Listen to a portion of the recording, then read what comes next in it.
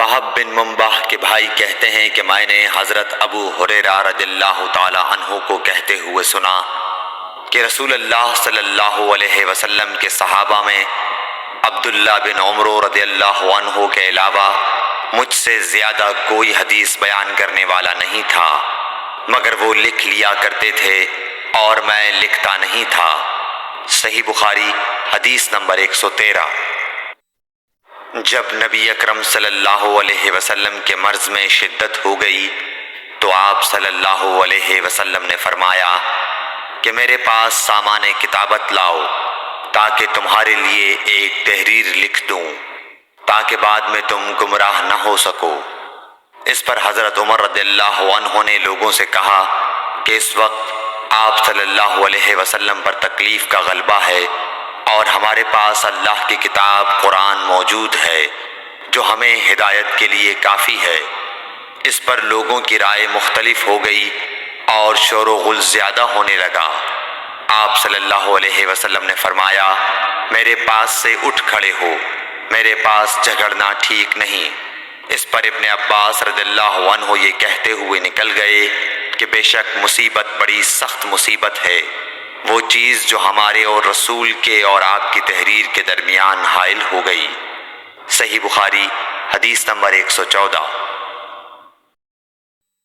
ایک رات نبی کریم صلی اللہ علیہ وسلم نے بیدار ہوتے ہی فرمایا کہ سبحان اللہ، آج کی رات کس قدر فتنے اتارے گئے ہیں اور کتنے ہی خزانے کھولے گئے ہیں۔ ان حجرے والیوں کو جگاؤ کیونکہ بہت سی عورتیں جو دنیا میں باریک کپڑا پہننے والی ہیں وہ آخرت میں ننگی ہوں گی۔ صحیح بخاری حدیث نمبر 115۔ حضرت عبداللہ بن عمر رضی اللہ عنہ نے فرمایا کہ آخر عمر میں ایک دفعہ رسول اللہ صلی اللہ علیہ وسلم نے ہمیں عشاء کی نماز پڑھائی۔ جب آپ نے سلام پھیرا تو کھڑے ہو گئے اور فرمایا کہ تمہاری آج کی رات وہ ہے کہ اس رات سے 100 برس کے آخر تک کوئی شخص جو زمین پر ہے وہ باقی نہیں رہے گا۔ صحیح بخاری حدیث نمبر 116۔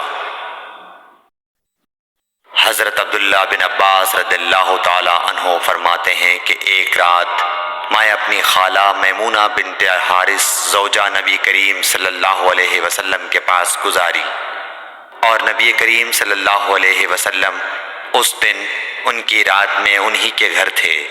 آپ صلی اللہ علیہ وسلم نے عشاء کی نماز مسجد میں پڑھی، پھر گھر تشریف لائے اور 4 رکعت نماز نفل پڑھ کر آپ سو گئے۔ پھر اٹھے اور فرمایا کہ ابھی تک یہ لڑکا سو رہا ہے یا اسی جیسا لفظ فرمایا۔ پھر آپ نماز پڑھنے کھڑے ہو گئے اور میں بھی وضو کر کے آپ کی بائیں جانب کھڑا ہو گیا تو آپ صلی اللہ علیہ وسلم نے مجھے دائیں جانب کھڑا کر لیا۔ تب آپ نے 5 رکعت پڑھی، پھر 2 پڑھی، پھر آپ سو گئے یہاں تک کہ میں نے آپ کے خراٹے کی آواز سنی، پھر آپ کھڑے ہو کر نماز کے لیے باہر تشریف لے آئے۔ صحیح بخاری حدیث نمبر 117۔ حضرت ابو ہریرہ رضی اللہ تعالیٰ عنہ کہتے ہیں کہ لوگ کہتے ہیں کہ ابو ہریرہ بہت حدیثیں بیان کرتے ہیں، اور میں کہتا ہوں کہ قرآن میں 2 آیتیں نہ ہوتیں تو میں کوئی حدیث بیان نہ کرتا۔ پھر یہ آیت پڑھی جس کا ترجمہ یہ ہے جو لوگ اللہ کی نازل کی ہوئی دلیلوں اور آیتوں کو چھپاتے ہیں، آخر آیت رحیم تک۔ واقعہ یہ ہے کہ ہمارے مہاجرین بھائی تو بازار کی خرید و فروخت میں لگے رہتے تھے اور انصار بھائی اپنی جائیدادوں میں مشغول رہتے، اور ابو ہریرہ رسول اللہ صلی اللہ علیہ وسلم کے ساتھ جی بھر کر رہتا تاکہ آپ کی رفاقت میں شکم پوری سے بھی بے فکری رہے، اور ان مجلسوں میں حاضر رہتا جن مجلسوں میں دوسرے حاضر نہ ہوتے، اور وہ باتیں محفوظ رکھتا جو دوسرے محفوظ نہیں رکھ سکتے تھے۔ صحیح بخاری حدیث نمبر 118۔ ابو ہریرہ رضی اللہ عنہ کہتے ہیں کہ میں نے عرض کیا یا رسول اللہ، میں آپ سے بہت سی باتیں سنتا ہوں مگر بھول جاتا ہوں۔ آپ صلی اللہ علیہ وسلم نے فرمایا اپنی چادر پھیلاؤ۔ میں نے اپنی چادر پھیلائی، آپ صلی اللہ علیہ وسلم نے اپنے دونوں ہاتھوں کی چلو بنائی اور میری چادر میں ڈال دی۔ فرمایا کہ چادر کو بدن پر لپیٹ لو۔ میں نے چادر کو اپنے بدن پر لپیٹ لیا، پھر اس کے بعد میں کوئی چیز نہیں بھولا۔ صحیح بخاری حدیث نمبر 119۔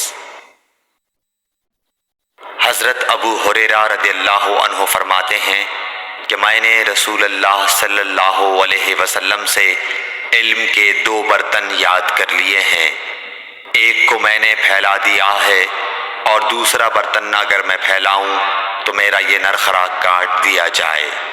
صحیح بخاری حدیث نمبر 120۔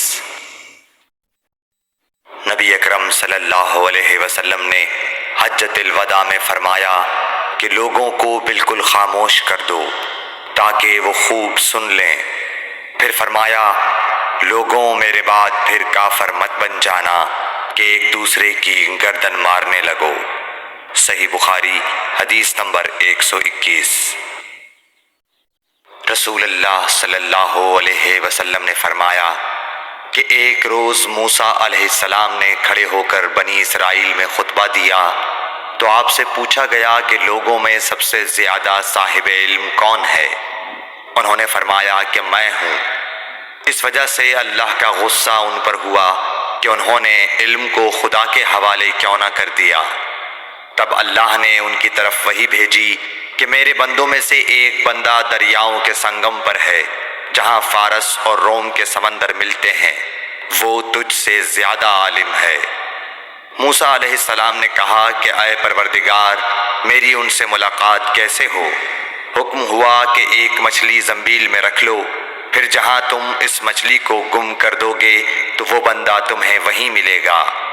تب موسیٰ علیہ السلام چلے اور ساتھ اپنے خادم یوشع بن نون کو لے لیا اور انہوں نے زنبیل میں مچھلی رکھ لی۔ جب ایک پتھر کے پاس پہنچے، دونوں اپنے سر اس پر رکھ کر سو گئے اور مچھلی زنبیل سے نکل کر دریا میں اپنی راہ بناتی چلی گئی۔ اور یہ بات موسیٰ علیہ السلام اور ان کے ساتھی کے لیے بے حد تعجب کی تھی۔ پھر دونوں باقی رات اور دن میں جتنا وقت باقی تھا چلتے رہے۔ جب صبح ہوئی، موسیٰ علیہ السلام نے خادم سے کہا ہمارا ناشتہ لاؤ، اس سفر میں ہم نے کافی تکلیف اٹھائی ہے۔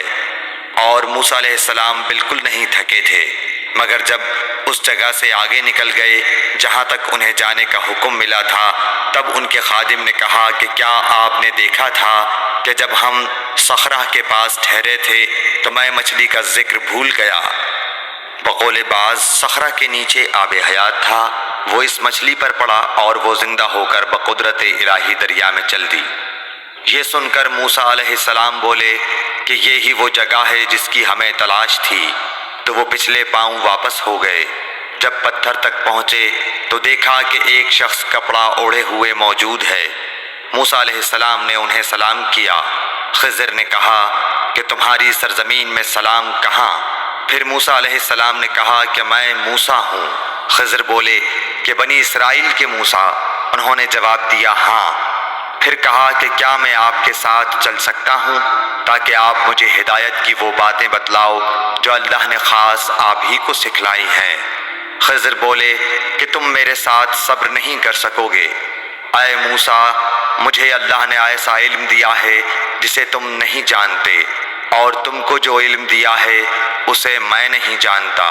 اس پر موسیٰ علیہ السلام نے کہا کہ خدا نے چاہا تو آپ مجھے صابر پاؤ گے، اور میں کسی بات میں آپ کی نافرمانی نہیں کروں گا۔ پھر دونوں دریا کے کنارے کنارے پیدل چلے۔ ان کے پاس کوئی کشتی نہ تھی کہ ایک کشتی ان کے سامنے سے گزری تو کشتی والوں سے انہوں نے کہا کہ ہمیں بٹھا لو۔ خضر کو انہوں نے پہچان لیا اور بغیر کرائے کے سوار کر لیا۔ اتنے میں ایک چڑیا آئی اور کشتی کے کنارے پر بیٹھ گئی۔ پھر سمندر میں اس نے 1 یا 2 چونچیں ماری۔ اسے دیکھ کر خضر بولے کہ اے موسیٰ، میرے اور تمہارے علم نے اللہ کے علم میں سے اتنا ہی کم کیا ہوگا جتنا اس چڑیا نے سمندر کے پانی سے۔ پھر خضر نے کشتی کے تختوں میں سے ایک تختہ نکال ڈالا۔ موسیٰ علیہ السلام نے کہا کہ ان لوگوں نے تو ہمیں کرایہ لیے بغیر مفت میں سوار کیا اور آپ نے ان کی کشتی کی لکڑی اکھاڑ ڈالی تاکہ یہ ڈوب جائیں۔ خضر بولے کہ کیا میں نے نہیں کہا تھا کہ تم میرے ساتھ صبر نہیں کر سکو گے؟ اس پر موسیٰ علیہ السلام نے جواب دیا کہ بھول پر میری گرفت نہ کرو۔ موسیٰ علیہ السلام نے بھول کر یہ پہلا اعتراض کیا تھا۔ پھر دونوں چلے۔ کشتی سے اتر کر ایک لڑکا بچوں کے ساتھ کھیل رہا تھا۔ خضر نے اوپر سے اس کا سر پکڑ کر ہاتھ سے اسے الگ کر دیا۔ موسیٰ علیہ السلام بول پڑے، کیا آپ نے ایک بے گناہ بچے کو بغیر کسی جانی حق کے مار ڈالا؟ غضب ہو گیا۔ خضر بولے کہ میں نے تم سے نہیں کہا تھا کہ تم میرے ساتھ صبر نہیں کر سکو گے؟ ابن عیینہ کہتے ہیں کہ اس کلام میں پہلے سے زیادہ تاکید ہے، کیونکہ پہلے کلام میں لفظ لکا نہیں کہا تھا، اس میں لکا زائد کیا، جس سے تاکید ظاہر ہے۔ پھر دونوں چلتے رہے، حتیٰ کہ ایک گاؤں والوں کے پاس آئے، ان سے کھانا لینا چاہا، انہوں نے کھانا کھلانے سے انکار کر دیا۔ انہوں نے وہیں دیکھا کہ ایک دیوار اسی گاؤں میں گرنے کے قریب تھی۔ خضر نے اپنے ہاتھ کے اشارے سے اسے سیدھا کر دیا۔ موسیٰ علیہ السلام بول اٹھے کہ اگر آپ چاہتے تو گاؤں والوں سے اس کام کی مزدوری لے سکتے تھے۔ خضر نے کہا کہ بس اب ہم اور تم میں جدائی کا وقت آ گیا ہے۔ جناب محبوب کبریا رسول اللہ صلی اللہ علیہ وسلم فرماتے ہیں کہ اللہ موسیٰ علیہ السلام پر رحم کرے۔ ہماری تمنا تھی کہ موسیٰ علیہ السلام کچھ دیر اور صبر کرتے تو مزید واقعات ان دونوں کے بیان کیے جاتے اور ہمارے سامنے روشنی میں آتے، مگر حضرت موسیٰ علیہ السلام کی عجلت نے اس علم لدنی کے سلسلے کو جلد ہی منقطع کرا دیا۔ صحیح بخاری حدیث نمبر 122۔